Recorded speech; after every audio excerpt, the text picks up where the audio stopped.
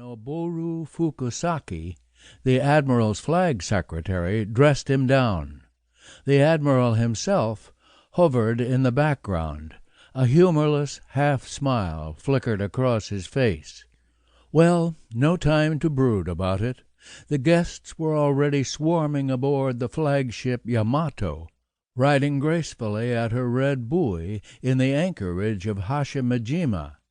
Some 200 officers soon packed the quarterdeck. Dark, scowling Admiral Nagumo, of Pearl Harbor fame, a dozen young destroyer skippers, the enormously popular Captain Yanagimoto of the carrier Soryu, promising staff officers like Commander Sasaba, whose Naval Academy class of 23 seemed to be getting so many good jobs.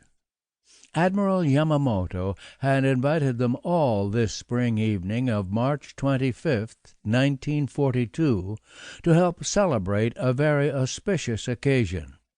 A huge Japanese armada was about to set forth across the Pacific, and its goal was in keeping with its size: capture the American base at Midway, lure the U.S. fleet to destruction, and hopefully win the war for Japan at a single stroke.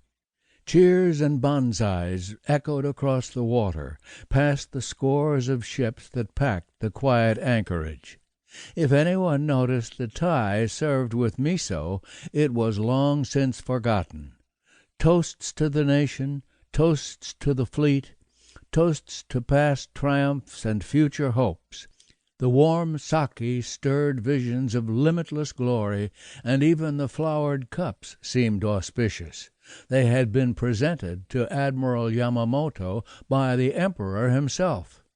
Victory was in the air, not just at Hashimajima, but throughout Japan. For 6 months she had enjoyed an unbroken string of triumphs beyond the wildest imagination. Pearl Harbor, the Repulse, and the Prince of Wales, Hong Kong, Manila, Singapore, Bataan. By April, Vice Admiral Chiuchi Nagumo's big carriers were ravaging the Indian Ocean, smashing Colombo, sinking 2 British cruisers, plus the carrier Hermes off Trincomalee. Then Coral Sea and still more glory. Later, men would call it a strategic defeat. It permanently blunted the Japanese thrust toward Australia. But who could see that now? A generously inflated communique ticked off a satisfying toll of smashed U.S. carriers, battleships, and cruisers. Heady stuff, making it easy to believe still more. The village radios crackled with bulletins of a demoralized America. Newspapers described U.S. cities ghost-like under a new blackout law. Reports told how unwilling American women are dragged from their homes into munitions factories. Years later, any American would recognize that this referred to the robust Rosie the Riveter. Best of all, the press described how the American people were beginning to waver. One article told how Cordell Hull was desperately trying to rally a war-weary people, but it is like trying to drive an unwilling horse into a bullfight arena. Another report said that a San Francisco radio announcer stammered when he tried to defend democracy.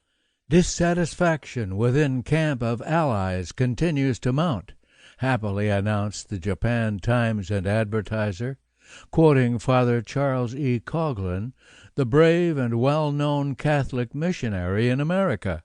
One Japanese who did not buy all this was Admiral Yamamoto. Born in 1884 during the Great Awakening of the Meiji Restoration, blooded at Tsushima under the heroic Admiral Togo, and now the leading apostle of naval air power, Yamamoto stood perfectly for all the greatness of New Japan. But he also knew his America. He had studied at Harvard, served as naval attaché in Washington, traveled around the country. "Don't take taxis, take the bus," he used to tell.